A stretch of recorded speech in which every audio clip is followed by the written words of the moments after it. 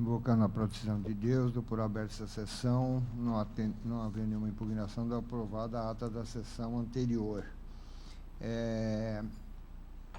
Inicialmente, eu comunico o adiamento do 26 da pauta da minha relatoria, agravo instrumento 56.309, e o 33 da pauta, a apelação 170.088.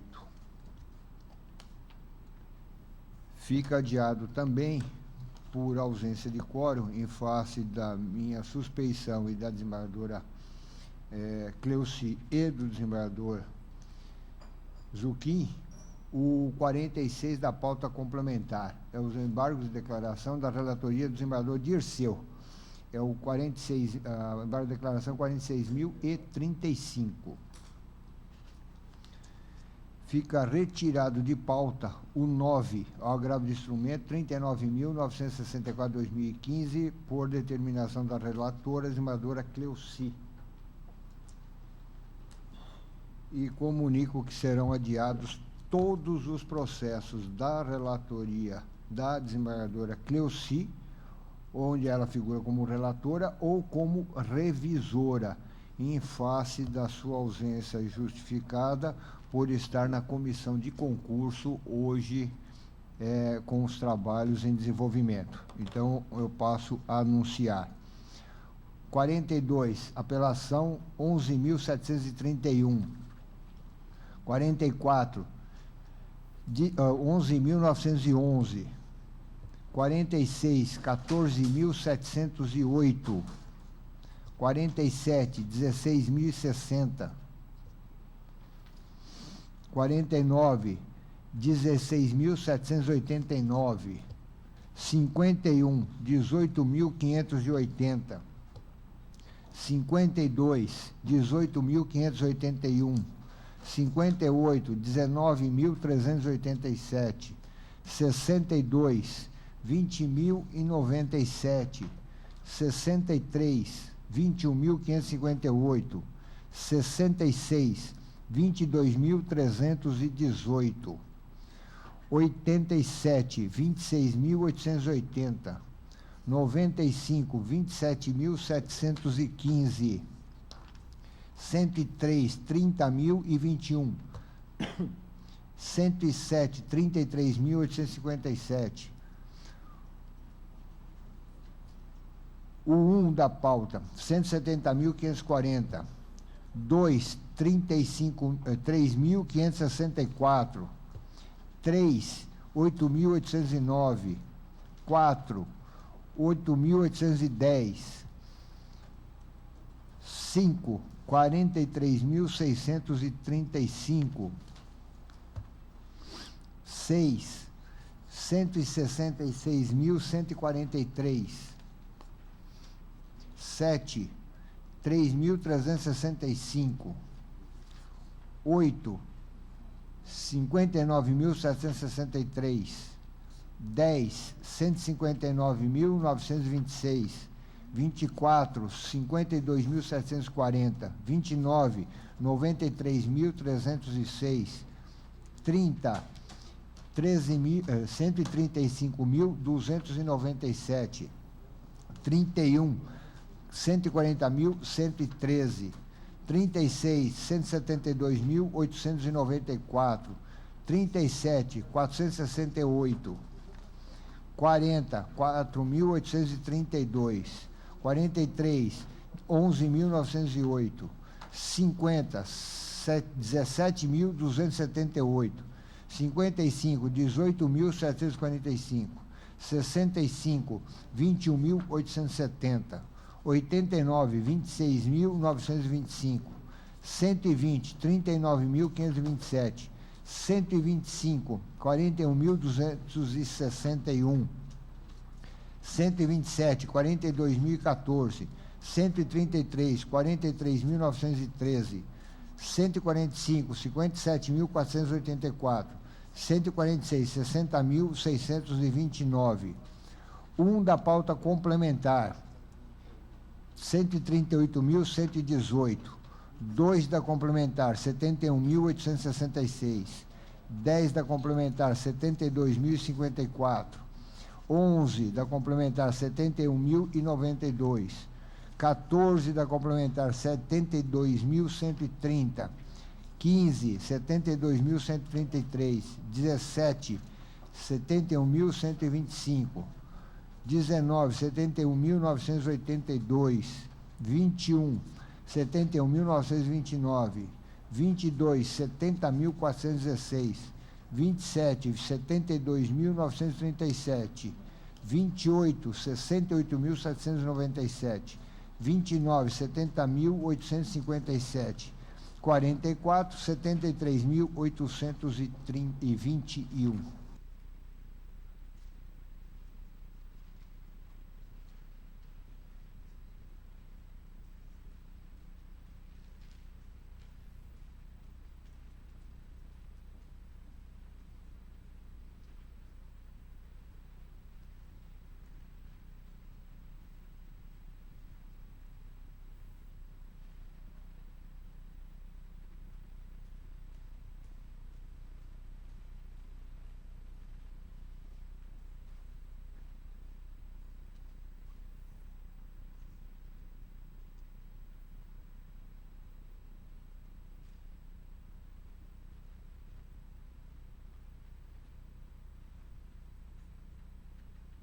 Passando aos pedidos de preferência, eu anuncio o 20 da pauta, é o agravo instrumento 31.554/2015 da minha relatoria. Bertual Indústria, agravado Silvio Ferreira. O pedido de preferência é pelo recorrente, é isso? Isso. Eu vou ler a emenda. Medida cautelar de sequestro, liminar indeferida, requisitos presentes, CPR, inadimplemento, indícios de incapacidade financeira dos requeridos, caução, recurso provido. O risco de ineficácia do provimento principal e a plausibilidade do direito alegado, periculum in mori fumboniuris, estando presentes, autorizam a concessão de tutela cautelar para a proteção de bens ou direitos, de modo a garantir a produção de efeitos concretos do provimento jurisdicional. A presença dos pressupostos seja o deferimento do sequestro de sacas de soja, objeto de cédula de produto rural, entabulada entre as partes. De acordo. Adorski? De acordo, senhor presidente. Por unanimidade, deram provimento ao recurso.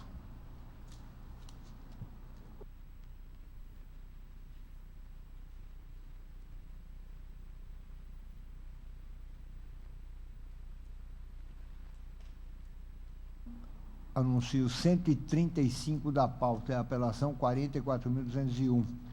O pedido de preferência tem dois apelantes. É pelo Mauro ou pelo Ribeiro Miguel? Pelo Mauro? Com sustentação oral.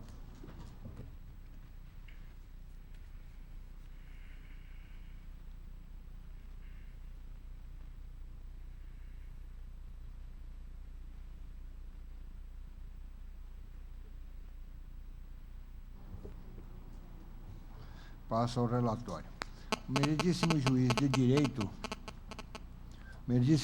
direito da 7ª Vara Civil da Comarca de Cuiabá proferiu sentença julgando improcedente os embargos à execução opostos por Mauro Mendes Ferreira em desfavor de Ribeiro Miguel Sutil Auto Posto Limitada, por não vislumbrar vícios capazes de macular o feito executivo. Em complemento, condenou o embargante em arcar com as custas processuais e honorários de sucumbência. E resignado, Mauro Mendes interpõe o presente recurso argumentando preliminarmente que houve cerceamento ao seu direito de defesa ante o julgamento antecipado da lide, posto que não procedeu à necessária instrução do feito. Destaca ainda que o cheque que embasa a execução está prescrito e que não preenche os requisitos necessários para viabilizar o prosseguimento da lide. De igual forma, Ribeiro Miguel Sutil Auto Posto Limitada interpõe recurso adesivo, requerendo a majoração dos honorários sucumbencial para 20% do valor discutido nos autos. Mauro Mendes e Ribeiro Miguel ofertaram contra razões das folhas 295, 308, 312, 318. É o relatório. Eu concedo a palavra do outro advogado para a sustentação oral no prazo regimental, anotando que o nosso regimento veda a leitura.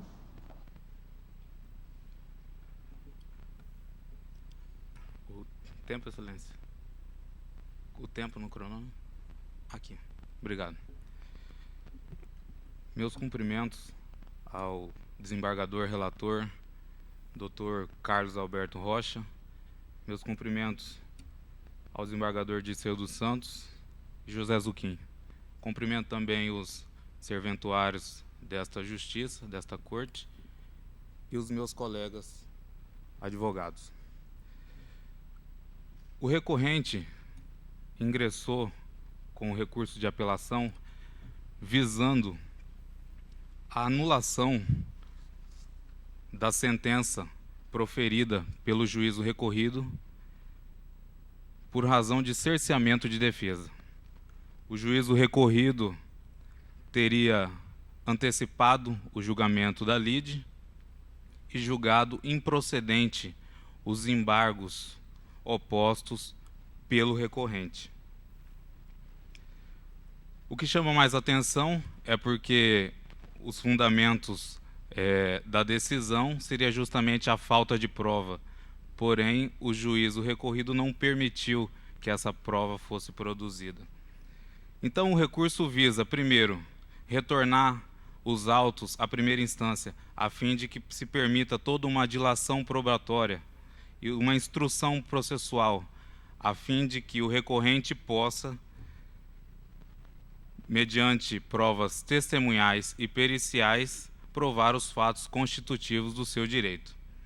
E há um pedido alternativo nesse recurso, que é justamente, se essa corte entender já pelo julgamento em segunda instância, que seja reformada integralmente a decisão recorrida em razão da prescrição do cheque que embasa estes autos e da fraude ocorrida na emissão desse título judicial.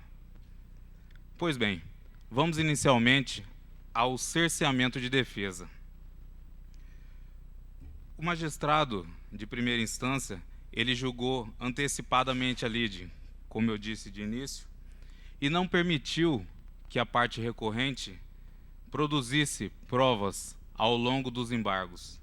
O que chama mais atenção é que esses autos, definitivamente, apesar de se tratar de uma execução de cheque, não se trata de fatos exclusivamente de direito. A matéria aqui tratada nestes autos é de fato. A matéria é extremamente controvertida e, em razão disso, necessita de necessita de uma dilação probatória, algo que foi cerceado pelo juízo recorrido. Com relação às matérias de fato, eu gostaria de pontuar para que Vossas Excelências tivessem noção da controvérsia estabelecida nesses autos. O cheque executado pelo recorrido é um cheque que fora dado em caução, ou seja, ele não foi decorrente de uma obrigação negocial. Se foi essa obrigação negocial, ela não se concretizou, certo? O recorrente aqui é o atual prefeito de Cuiabá, Mauro Mendes Ferreira. Esse cheque foi emitido em 2008 pelo recorrente e foi entregue ao então, hoje, na época, ao senhor Silval da Cunha Barbosa, que na época pertencia, no ano de 2008, pertencia ao partido PMDB. Foi entregue também na presença do senhor Éder Moraes, que era, na época, braço direito do senhor Silval da Cunha Barbosa, e a uma terceira pessoa. Fato é que esse cheque foi entregue na forma de caução, certo? E uma vez que a questão negocial envolvendo o cheque não foi concretizada, esse cheque, a princípio, teria sido destruído. Porém, os fatos que chamam a atenção é que o cheque foi emitido pelo recorrente em 2008 e somente em 2010 foi lançado nessa cártula as informações contendo valores, ou seja, pós-datando esse cheque no ano de 2010, como se nessa época ele tinha sido emitido. Então existe uma controvérsia estabelecida dentro destes autos. Primeiro, que é um cheque calção, e isso tem que ser comprovado nos autos. Como que isso pode ser comprovado nos autos? Através de testemunhas. Outra forma de prova é a prova pericial, que não foi permitida ao recorrente, pois o recorrente emitiu esse cheque em 2008. Os recorridos alegam que esse cheque foi emitido em 2010. Somente uma prova pericial esclareceria esse fato, estabelecendo que as datas, tinta de caneta, momento e tempo que as assinaturas de emissão e os dados contendo data e valor do cheque foram preenchidos. E vejam vocês que tudo isso não foi permitido pelo juízo recorrido. O juiz recorrido, mesmo diante desses fatos, de toda dessa controvérsia estabelecida, mesmo noticiado pelo recorrente desde a sua petição inicial, que foi os embargos, o juízo recorrido julgou antecipadamente a lide, não permitindo que fossem ouvidas as testemunhas essas que participaram da causa debende do título, e nem a prova pericial essa que confirmaria a verdadeira data de emissão do cheque, que é 2008. Qual a importância dessa prova pericial? Concluindo a perícia sobre a data da emissão do cheque, tem-se a prescrição desse título. É a matéria de fundo tratada nos embargos. Esse cheque estaria prescrito. A prova que permitiria essa conclusão seria a perícia. Não foi permitida pelo juízo recorrido. Eu gostaria de pontuar alguns fundamentos utilizados pela decisão recorrida, que julgou antecipadamente a lide e julgou improcedente esses embargos. O juízo recorrido, ele fundamenta que não houve a comprovação de qualquer vício. Pergunta aos senhores, como o recorrente comprovaria tais vícios se não lhe foi permitida a instrução processual? Outro fundamento utilizado pelo juiz recorrido para fundamentar a improcedência dos embargos e o julgamento antecipado da lide: não existe indício mínimo. O juízo recorrido considerou que não havia um indício mínimo de toda essa controvérsia que eu coloco para os senhores. Quais sejam? Cheque emitido em 2008, pós-datado em 2010, envolvendo valores, pessoas, terceiros desconhecidos. O juiz entendeu que não havia nenhum indício de fraude. Pergunto aos senhores, um cheque no valor de 1 milhão, em mais de 1 milhão de reais,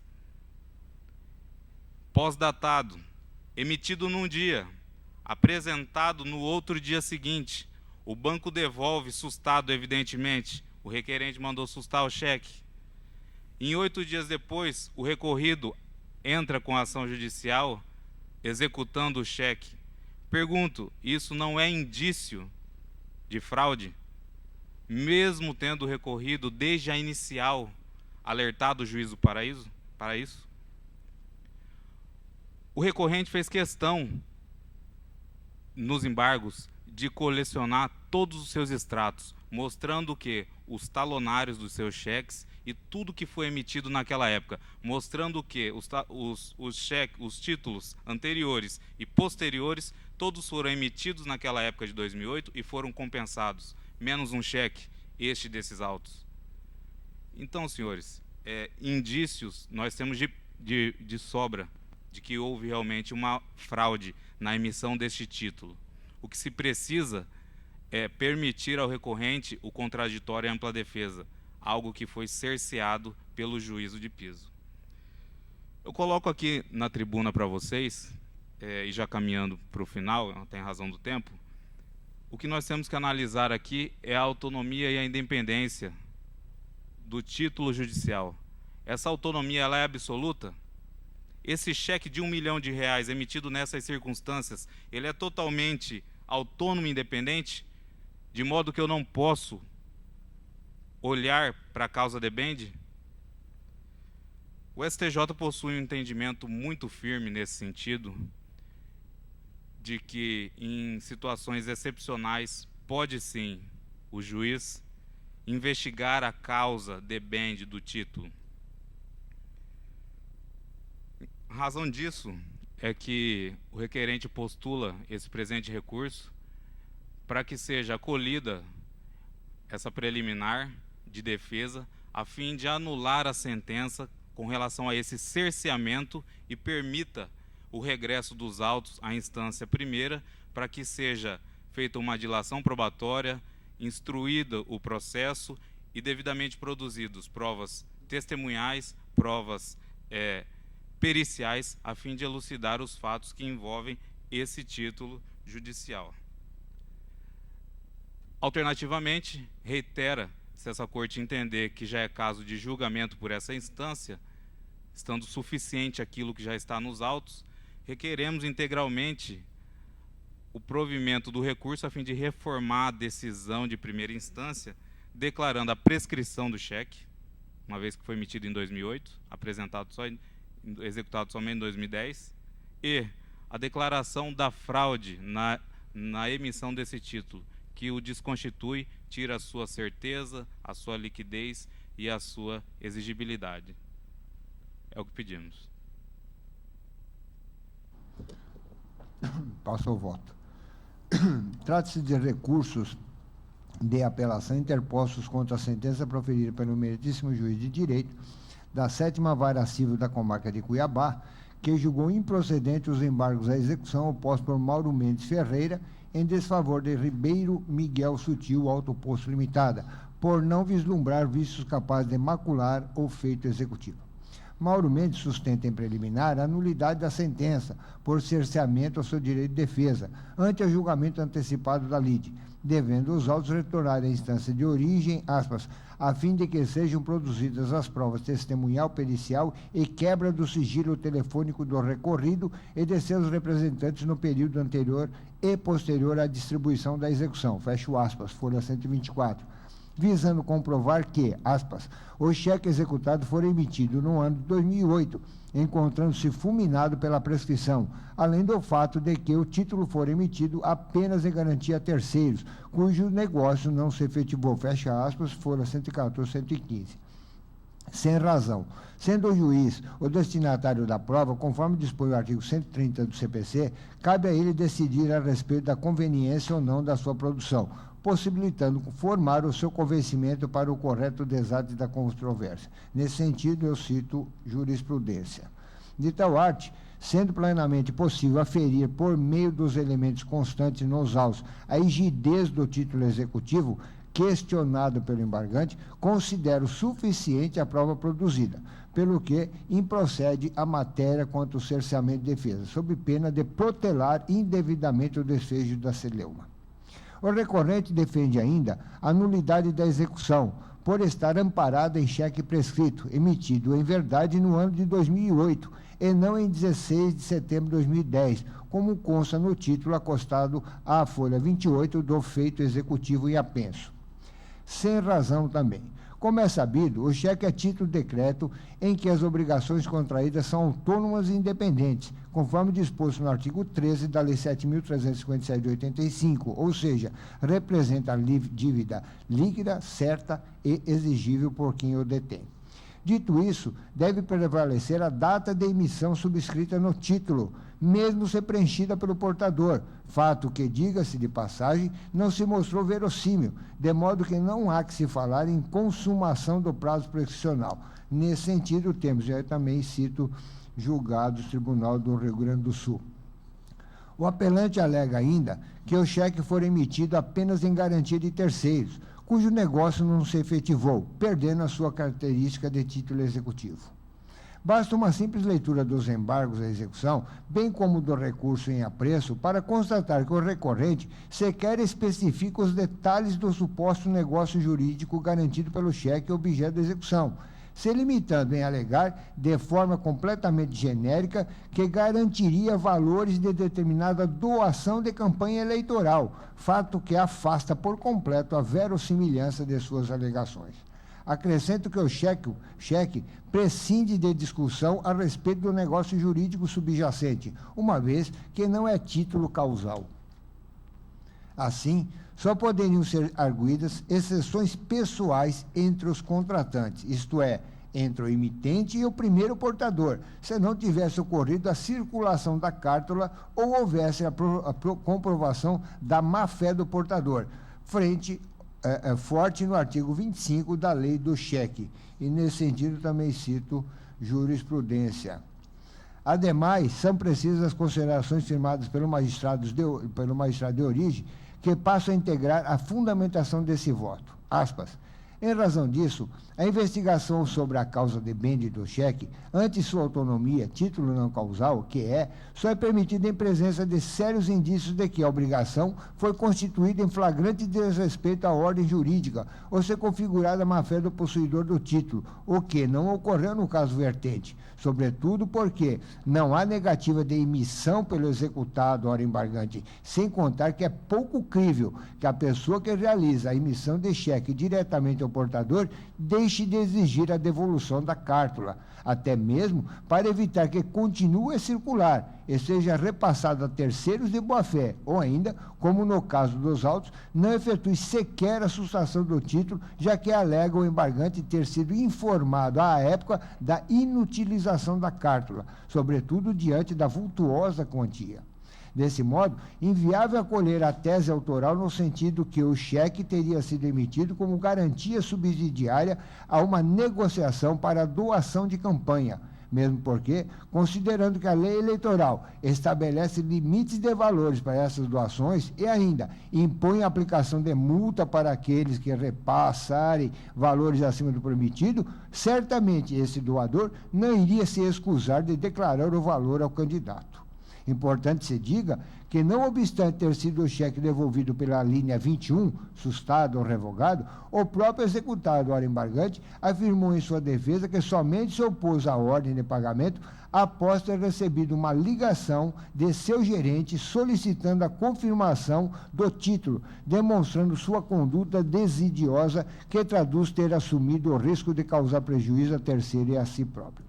Ainda, convém anotar que o executado, ora embargante, não nega a emissão do título, sendo certo que os extratos de folha 1625 nada modificam a situação de devedor do embargante, na medida em que não há rasura no preenchimento, bem como ainda que ficasse comprovado o fato do preenchimento ter ocorrido posterior da data da emissão. Jamais teria um condão de descaracterizar o cheque como ordem de pagamento à vista.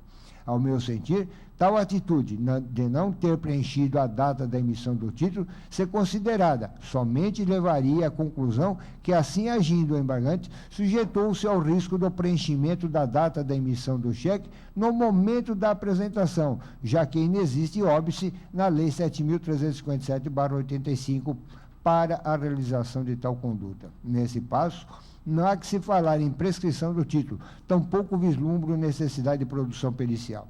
Destarte, inexistindo indícios mínimos da versão sustentada pelo devedor, não restando, portanto, destruído o fato constitutivo do direito do credor, ônus que incumbia ao devedor na forma do artigo 333, inviável o albergue da pretensão vertida nos embargos. Fecho aspas, folha 109 e 110. Continuo eu. Isso posto, é certo que as alegações feitas à inviabilidade do título não merecem prosperar. Por fim, Ribeiro Miguel Sutil, auto posto, interpõe recurso adesivo requerendo a majoração dos honorários sucumbencial fixada em R$5.000 para importe de 20% do valor discutido nos autos. Pois bem, no que se refere à fixação dos honorários, resta atraída a aplicação do artigo 20, parágrafo 4º, que prescreve que nas causas de pequeno valor, nas que não houver condenação e nas execuções, embargados ou não, os honorários serão fixados consoante apreciação equitativa do juiz. Assim, atento aos parâmetros legais e considerando o grau de zelo do profissional e tempo de tramitação do processo, a complexidade do trabalho envolvido, entendo que o arbitramento de R$5.000 merece ser majorado. Desse modo, levando-se em conta as peculiaridades do litígio, acolho em parte a súplica recursal para fixar em R$10.000 os honorários de sucumbência devidos ao patrono do embargado.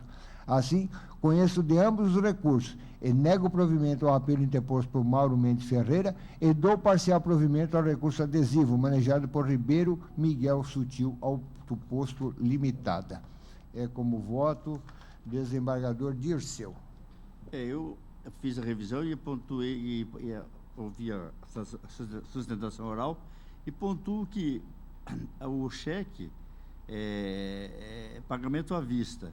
E se ele for dado em caução, compete à parte ter inserido no própria cártula valor em caução ou expressão equivalente. Porque não basta vir agora alegar que foi dado em caução do negócio não explicado, como bem anotou Vossa Excelência seu voto, e entre terceiros é possível ser a discussão entre partes do negócio, desde que haja alguma fumaça, algum fundamento. Um cheque dado sem nenhuma observação e se deu em branco, deu na confiança. E é permitido, se o cheque até circular em branco, e a parte vai colocar, escrever o que combinou. Se escreveu o que não combinou, caberia a ela ter um contrato, alguma coisa em que esse cheque seja inserido. De modo que eu não tenho a mínima dúvida de acompanhar o voto de Vossa Excelência, tanto o da apelação principal, quanto do adesivo, que realmente o valor dos honorários ficou aquém do costumeiro nessas causas. Desembargador Zucchini. Presidente, eu rejeito a tese de cerceamento de defesa, mesmo porque todos os fundamentos postos na apelação cabia a ele, através de prova documental, comprovar. Seja a emissão em caução, seja a prescrição. E quanto a essa tese da prescrição, quem emite um cheque em branco, ou qualquer título em branco, ele constitui aquele credor em procurador, deixa a seu talante o preenchimento da cártula. Então, eu não vejo como a prova testemunhal poderia realmente comprovar essa caução e nem a pericial. Então, cabia a ele trazer um instrumento hábil para demonstrar que ele foi emitido em caução, e a prescrição não tem, no meu entender, cabimento, de forma que eu acompanho Vossa Excelência na íntegra o voto proferido.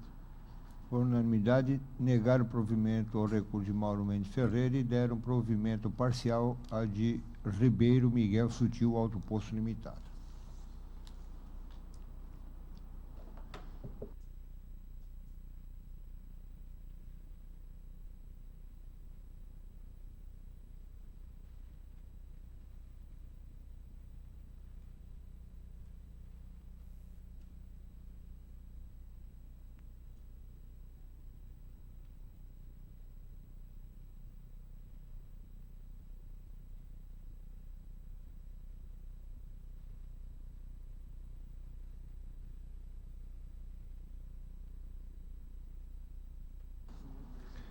Pedido de preferência é o 13 da pauta, e agravo instrumento 9.230.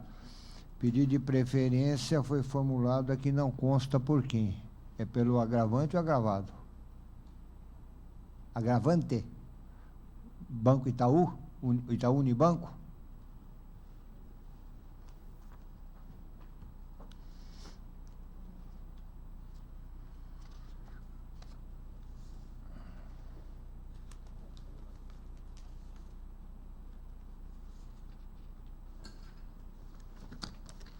O voto é meio longo, eu vou procurar resumi-lo.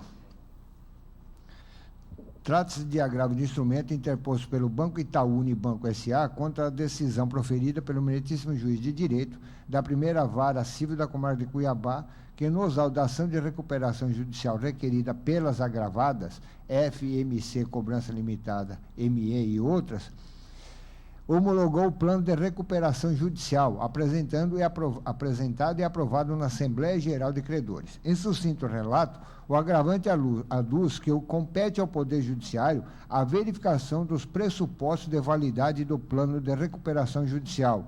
Sustenta que a aprovação pela Assembleia Geral de Credores deve ser anulada, pois não preenche os requisitos esculpidos na Lei 11.101/2005, quanto à satisfação dos interesses de todos os credores. Alega que o plano de recuperação estabeleceu formas de pagamento diferentes para credores da mesma classe, violando o princípio do par conditio creditório.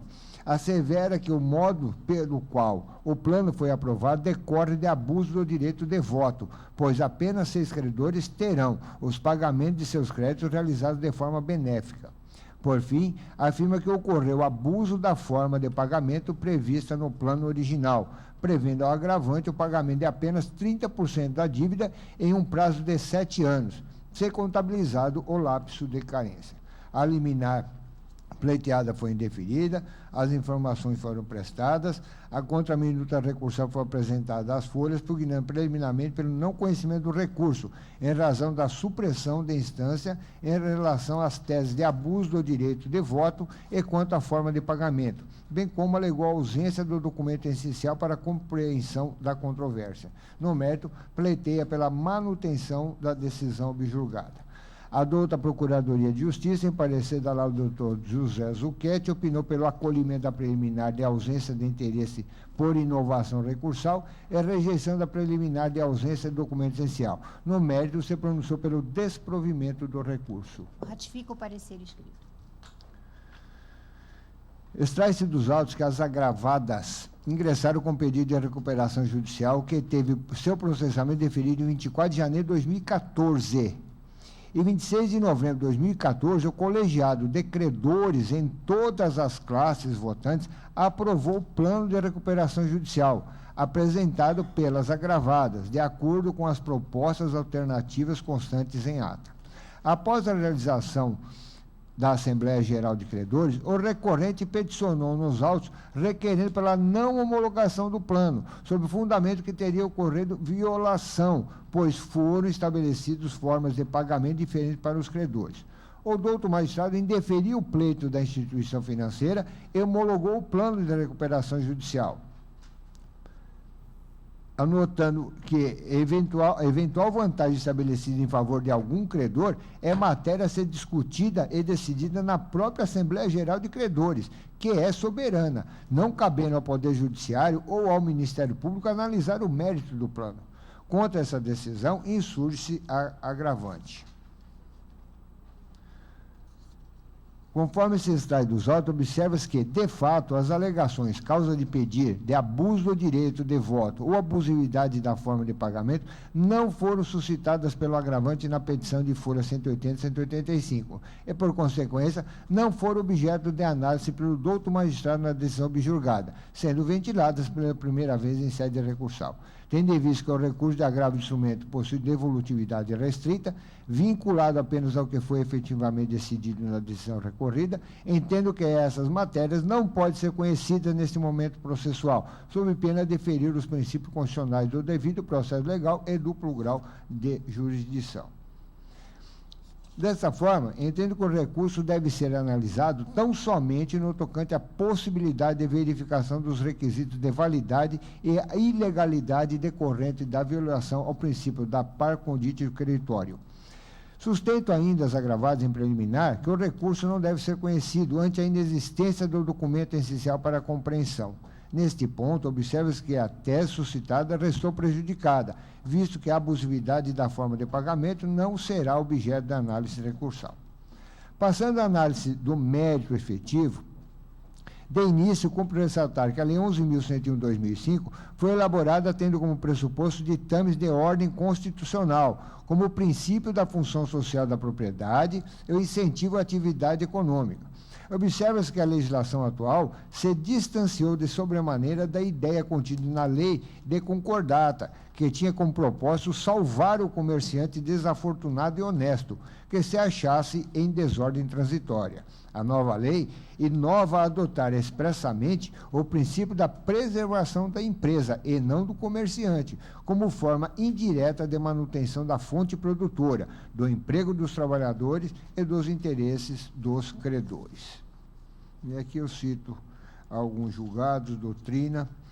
Assim, para a concessão da recuperação judicial, é necessário sopesar o custo coletivo que lhe é intrínseco e os benefícios dela resultantes. E aqui eu sigo citando vários julgados e concluo negando o provimento, ficando assim, em resumo, a ementa que já é quase que um voto.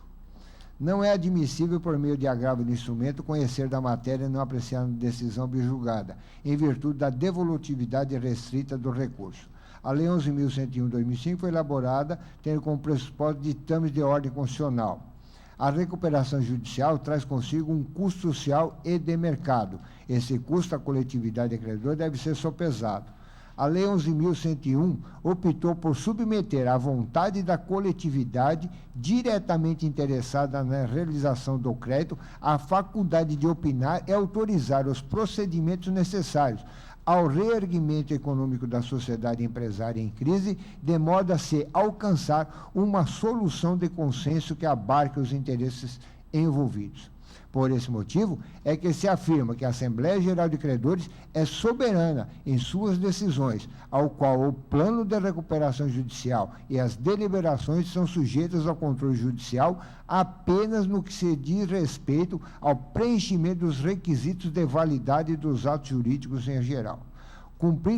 Cumpridas as exigências legais, o juiz deve conceder a recuperação judicial do devedor cujo plano tenha sido aprovado em assembleia, não lhe sendo dado imiscuir-se no aspecto da viabilidade econômica da empresa, uma vez que tal questão é de exclusiva apreciação assemblear.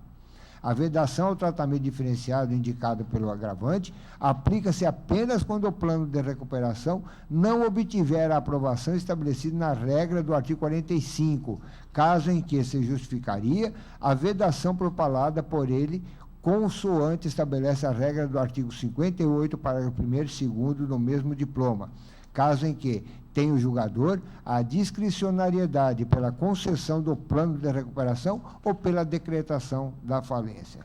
Todavia, em caso, a aprovação do plano se deu nos termos do artigo 45 da Lei 11.101/2005, motivo que deve o julgador respeitar a soberana decisão da Assembleia de Credores. Então, estou negando o provimento, inclusive em consonância com o parecer ministerial.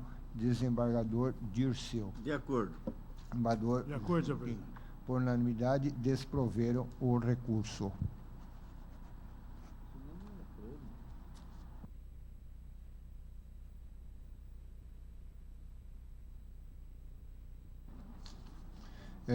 Passo aos preferência 101.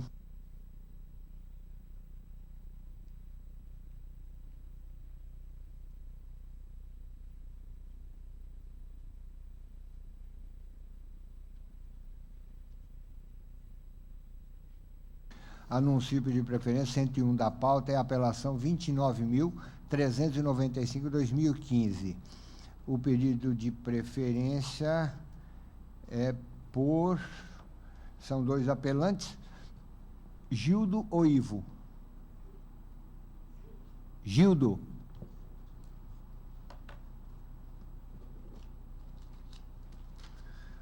O meritíssimo juiz de direito da primeira vara civil da comarca de Paranatinga proferiu sentença julgando improcedente a ação de indenização ajuizada por Gildo Mota da Silva contra Ivo Luiz Ruaro, por não vislumbrar nexo de causalidade entre o prejuízo sofrido pelo autor e a ação imputada ao réu. Em complemento, condenou o autor ao pagamento de honorários advocatícios fixado no importe de R$5.000. Inconformado, Gildo Mota da Silva interpõe o presente recurso defendendo, em síntese, a responsabilização do réu pelos danos causados em decorrência da não germinação das sementes ante a presença dos requisitos legais.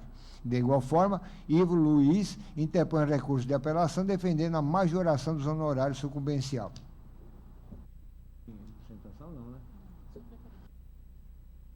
Só sendo pedido de preferência, eu passo ao voto. Trata-se de recurso de apelação interpostos com o fim de reformar a sentença proferida pelo meritíssimo juiz da primeira vara da comarca de Paranatinga, que julgou improcedente a ação de indenização ajuizada por Gildo contra Ivo, por não vislumbrar nexo de causalidade entre o prejuízo sofrido pelo autor e a ação imputada ao réu. Gildo Mota defende em seu apelo a responsabilização do réu pelos danos causados decorrente da não germinação das sementes que adquiriu. Pois bem, A divisão de custas judiciais desse tribunal certificou que, em relação ao apelo acostado à folha 392 seguintes, aspas, não foi efetuado o pagamento das custas, pois houve erro na digitação dos dados do processo originário, fecha aspas. Folhas 429. Dito isso, é processual e regimental que os recursos são submetidos ao exame de admissibilidade, quando se verifica se estão preenchidos os pressupostos objetivos e subjetivos, que permite o seu conhecimento. Dentre esses estão os artigos 511, caput e 525 para primeiro do CPC. Como se verifica dos fatos narrados, não procedendo ao preparo regular com a distribuição do recurso, resta inviabilizado o conhecimento do apelo interposto pelo autor.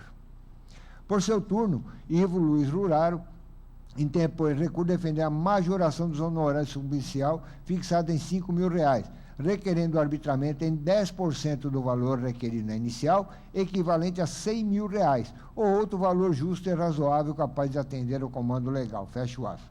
Na espécie, o arbitramento dos honorários da advocacia ocorre por equidade, conforme preconiza o parágrafo 4º do artigo 20 do CPC, atendidas as normas das alíneas A, B e C do parágrafo anterior que eu transcrevo. De tal arte, mostra-se inviável a majoração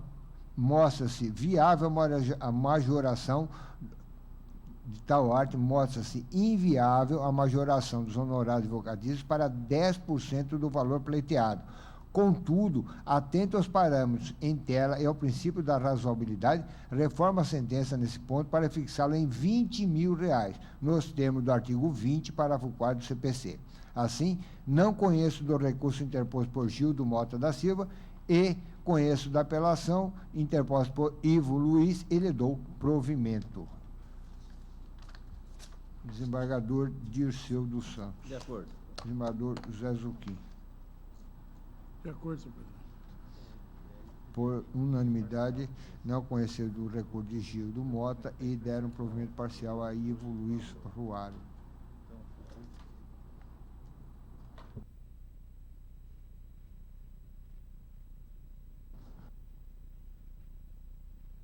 É o 11 da pauta. Agravo no instrumento 151.098/2014. Agravante CP, agravados LOP e outro, representado por sua mãe. O relator desembargador Dirceu, pedido de preferência pelos agravados. É isso? Pelos agravados, desembargador Dirceu. Eu vou ler o parecer é pelo desprovimento, pelo provimento parcial, que eu ratifico. Só que eu estou desprovendo. Não. Eu estou desprovendo com o seguinte emenda, ó. Agravo instrumento, execução de alimentos, maioridade das alimentandas, no curso da execução, acordo judicial entre alimentante e a mãe das alimentantes relativamente às parcelas anteriores à maioridade destas.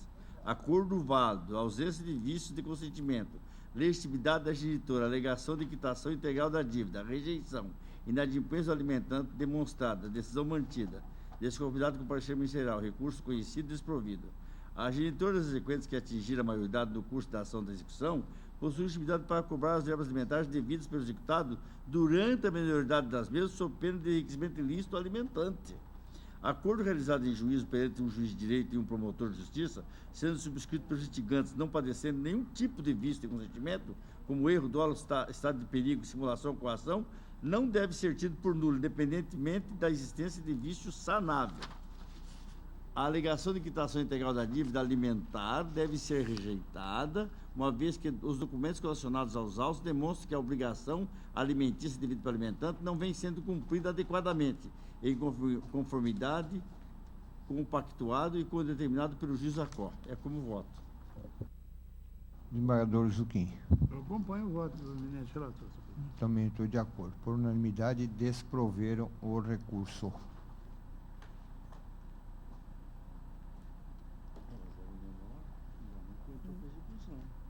Agora, se ela for maior, a execução tem que morrer. O cara quer se beneficiar disso, pô? Tem sentido? Tem não, tem que... Amanhã é parte legítima agora. Ela é legítima até hoje. Amanhã passou a ser legítima. Agora, se você acertar as coisas que são hoje, sim. Mas na anterior, não. Né? Está em execução, ele quer ser beneficiado, deixa de pagar.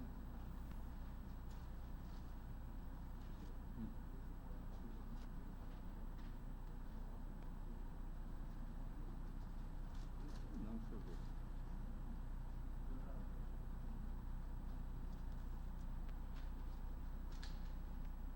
Aí, novo parecer. Luiz Eduardo Jacob, tive parecer anterior, mas pelo parcial provimento do recurso. Ele retifica o parecer.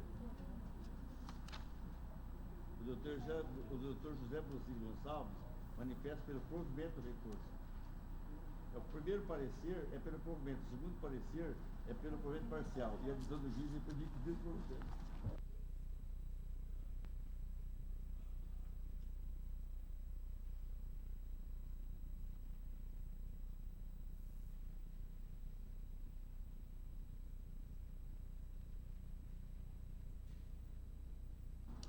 Anuncio o pedido de proferência 79 da pauta. Apelação 24.668/2015, com Martin Tangará, apelante Getúlio Balbino Guimarães e outros, e apelado do PUN do Brasil. Eu sou o relator.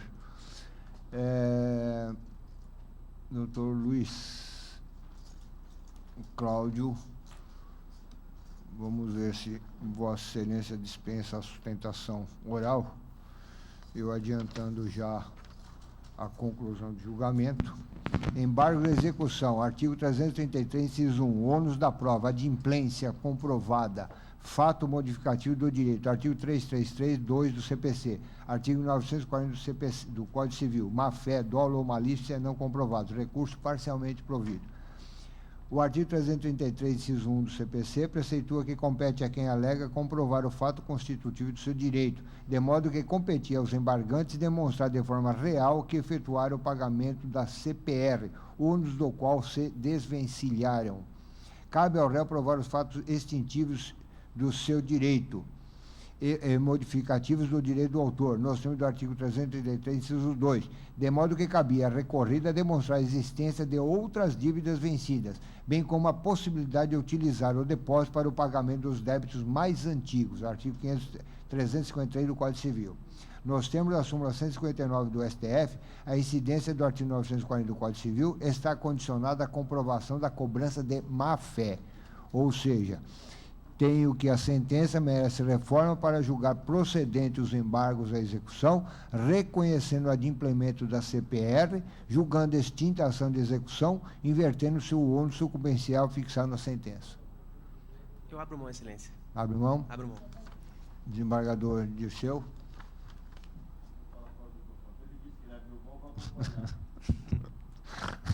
Desembargador, por unanimidade, deram provimento parcial ao recurso. Obrigado, batalha. 79. Analisado.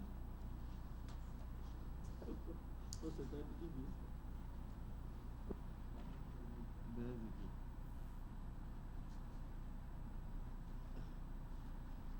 Sim, 79, Edson. Hã? 79, né?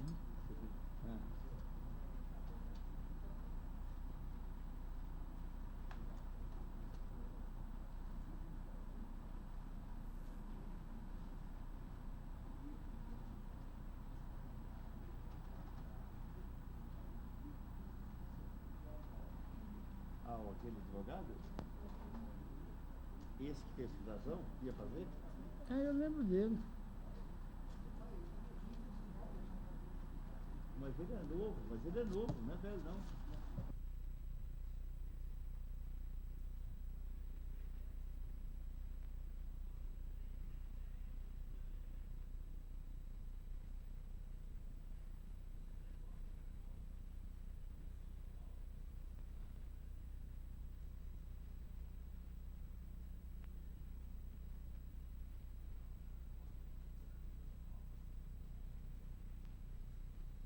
O anuncio de preferência é o 48 da pauta. É a apelação 16.269/2015. O pedido de preferência é pelo recorrido. É isso? E sendo pedido preferência pelo recorrido, eu passo aqui não tem parecer, se absteve, eu passo a emenda. Ação de divórcio, acumulado com partilha de bens, guarda de menor e alimentos, homologação de acordo, divergência em relação ao imóvel residencial, bem em nome do genitor do cônjuge varão, comprovada a aquisição pelo casal na constância do casamento. Esforço comum, sentença mantida, recurso desprovido. Por unanimidade, desproveram o recurso.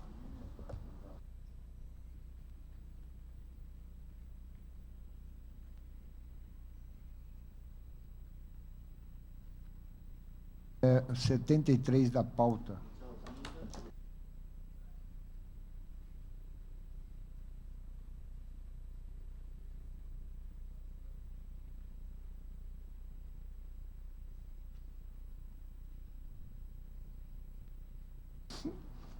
O 73 da pauta é a apelação 22.979/2015. Aqui só tem uma parte, só tem o apelante, evidente, e tem parecer pelo desprovimento do recurso. Que eu ratifico o parecer.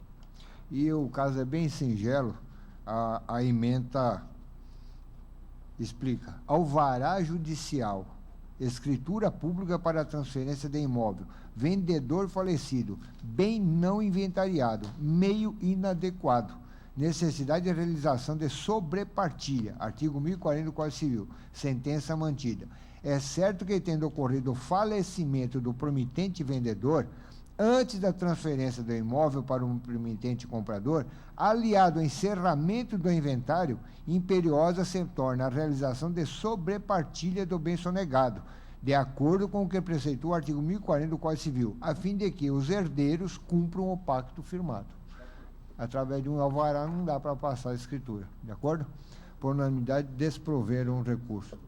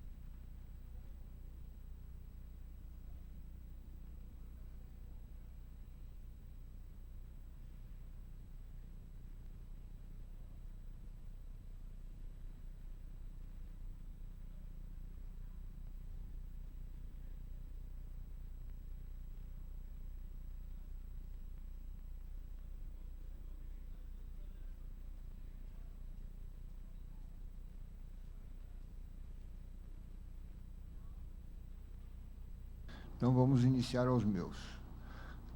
14, 16.610, desprovido.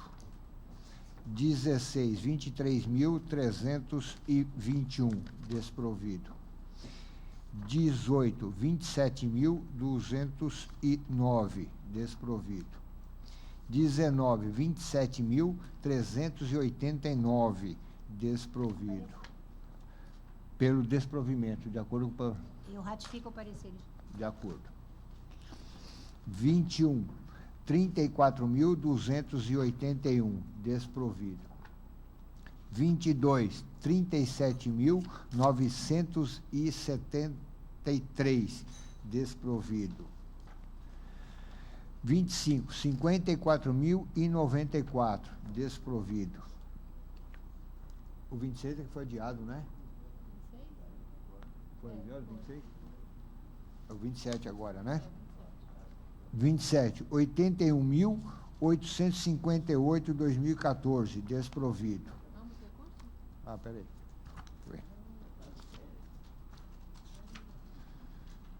Ambos. 28, 85.266, provido parcialmente, e o parecer é pelo desprovimento. Ratifico o parecer. 32, também tem é o 155.591, parecer é pelo provimento parcial. Ratifico. E eu estou provendo parcialmente.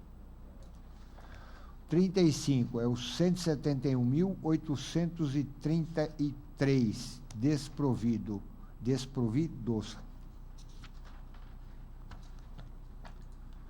38, 2.074, desprovido.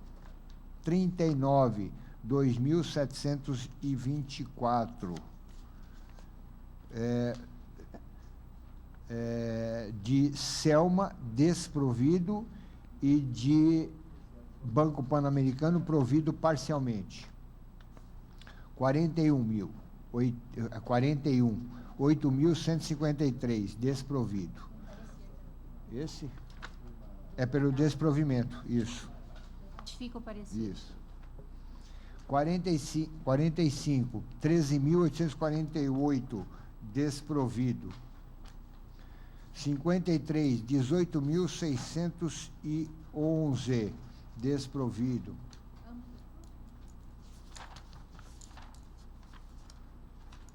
Ambos.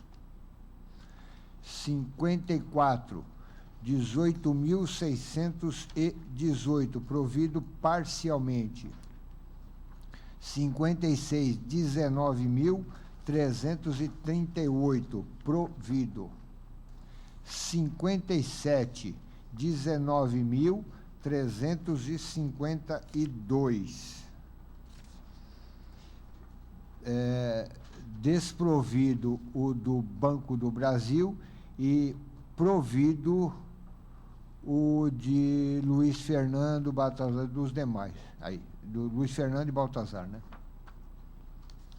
59, 19.388, desprovido.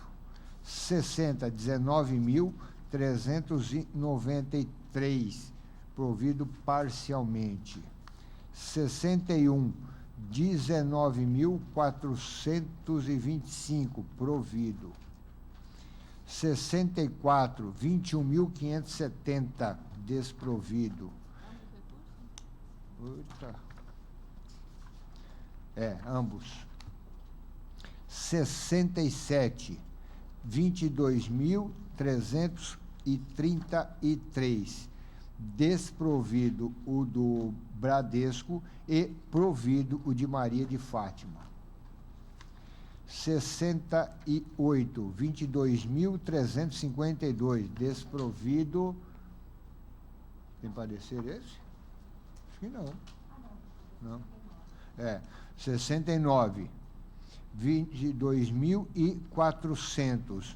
O parecer é pelo provimento parcial. Que eu ratifico. E eu estou dando provimento parcial. 70, 22.413, é provido. 71, 22.956, desprovido. 72, 22.978, desprovido.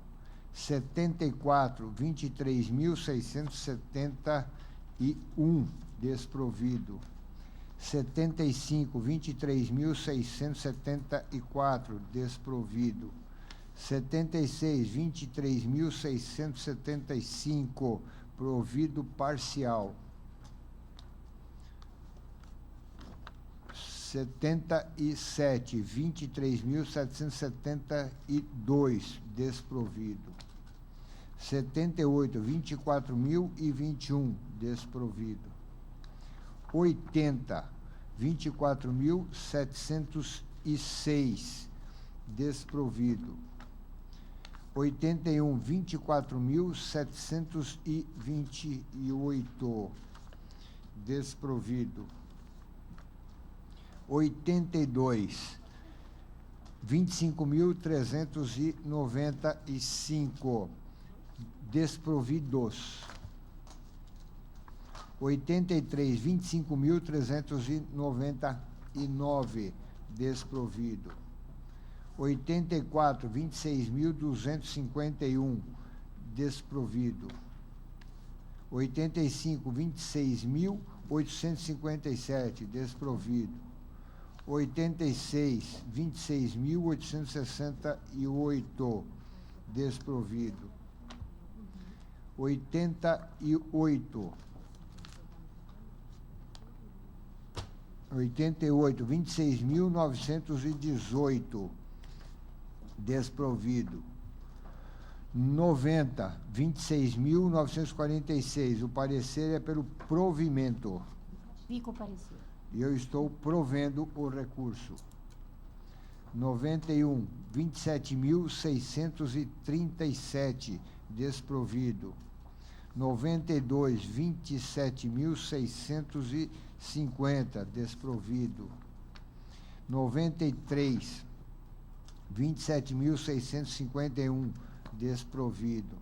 94, 27.652, desprovido. 96, 28.673, desprovido. 97, 28.696, desprovido. 98, 28.828, desprovido.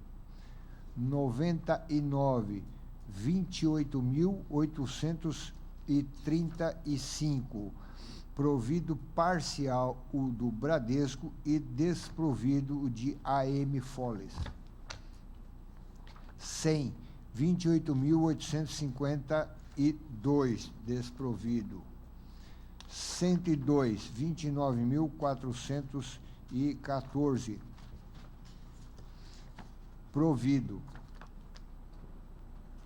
104, 30.067, desprovido. 105, 30.852, desprovido. 106, 33.772, desprovido. Vereador, o 108, vai ter que retirar de pauta. O governador Dirceu fez revisão, mas ele está impedindo. Ah, é? Eu vi agora, que eu vi de manhã que estava conferindo a pauta. Então, eu vou retirar de pauta o 108, porque há um impedimento do desembargador Dirceu. Não, é de Oi, acho que deve ter sido naqueles mutirões, aquela...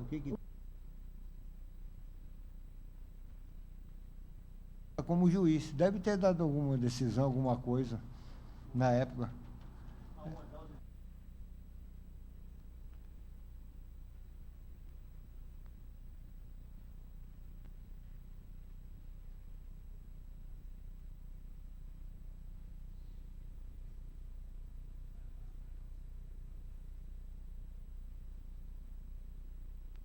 Cento e 34.517, desprovido. 110, 34.643, provido parcialmente. 111, 34.870, provido parcialmente. 112, 35.386, desprovido. 113, 35.688, desprovidos. 114, 36.739, desprovido. 115, 36.740, desprovido. 116, 36.741, desprovido. 117, 36.742, desprovido. 118, 37.475, provido. 119, 37.643, provido parcialmente. 121, 39.585, desprovido. 122, 40.173, desprovido. 123, 40.230, provido. 124, 41.222, desprovido. 126, 41.532, provido. 128, 42.535, providos parcialmente. 129, 43.704, provido parcialmente. 130, 43.820, provido. 131, 43.839, desprovido. 132, 43.880, desprovido. 136, 44.717, desprovido. 137, 44.794, desprovido. 138, 46.759, isso não tem parecer, né? Não. É provido. 139, 47.303, provido. 140, 47.328, desprovido. 141, 47.361, desprovido. 142, 50.920, provido parcialmente. 143, 51.496, desprovido. 144, 52.843, provido. Agora da pauta complementar. É o 30, é o 71.787, desprovido. 38, 73.129, provido. 40, 73.130, desprovido. 51, 73.237, desprovido.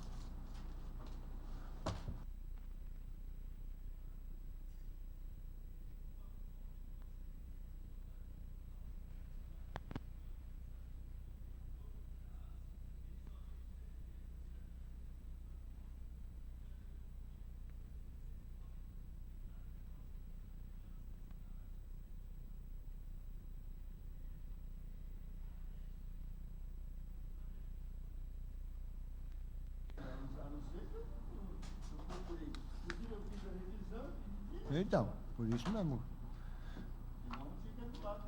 Não, e o caso é simples, é só de telefonia. Tem.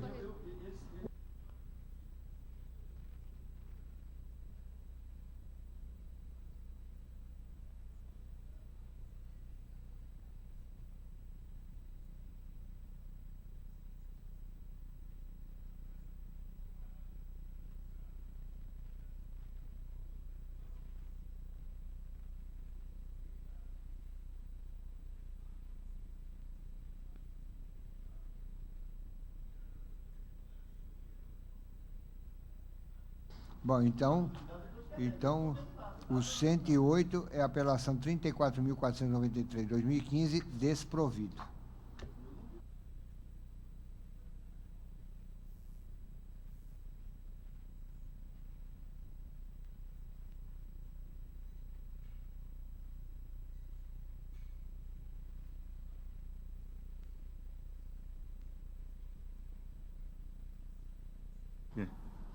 É o 12, desprovido. O 15, desprovido. O 17, conhecido em parte nesta desprovido. 23, conhecido e provido. 46, aclaratório desprovido. Desprovidos. 46. Não, embargo de declaração. Ah, não, esse aqui foi tirado, desculpa. Esse aqui foi aquele que foi adiado, né? É o que foi adiado, desculpa. Então, tá adiado o 46. Tá adiado. É Mauro Adolfo Coppe, Brunet, desculpa, eu li, mas tá adiado, tá? Agora vem a pauta complementar. 34. 34?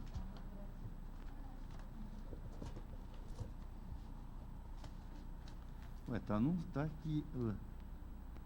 O 11, o 12, o 15, o 17 e o 23. Ué.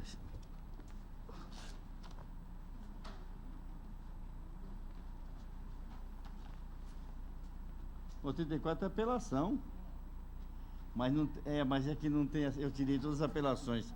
É o 34 que eu falo outro. É porque não tem revisor. Não tem revisor, é porque eu tirei todas as apelações. 100 e... Tá. Então tá. O 34 ficou desprovido. Tá? E o 134 também desprovido. Agora vem a pauta complementar.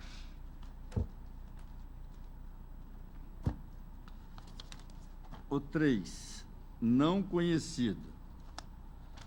O 4, desprovido. O 5, desprovido. O 6, não conhecido. O 7, não conhecido. O 8, desprovido. O 9, desprovido. O 12, desprovido. O 13, desprovido. O 16, desprovido. O 18, desprovido. 20, desprovido. 23, desprovido. 24, desprovido. 25, desprovido. 26, desprovido. 31, desprovido. 32, embargo de declaração entre o voto e a reclamação do acordo, recurso conhecido e provido. Reconhecer a contradição. 33, desprovido.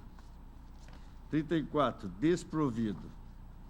35, desprovido. 36, desprovido. 37, parcialmente providos. 39, desprovido. 41, desprovido. 42, desprovido. 43, desprovido. 44, 45, aliás, embargos desprovidos. 47, embargos desprovido. 48, embargos desprovido. 49, desprovido. 50,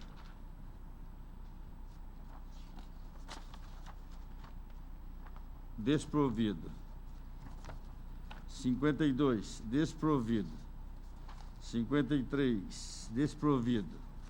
54, desprovido. 55, desprovido. 56, desprovido.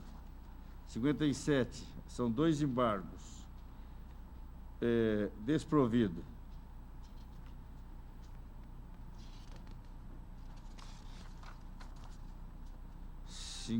58, desprovidos.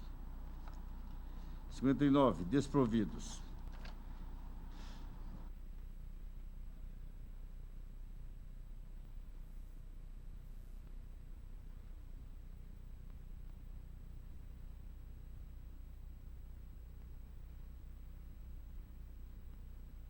'Nada mais havendo, agradecendo mais uma vez o desembargador Zuquim, e quem sabe a semana que vem tendo que contar com Vossa Excelência novamente, porque parece-me que o concurso vai ser segunda, terça, quarta, quinta, né? Se eu não estou enganado, desembargadora Maria Aparecida, Cleuci, João Ferreira, talvez vamos ter que contar com Vossa Excelência de novo.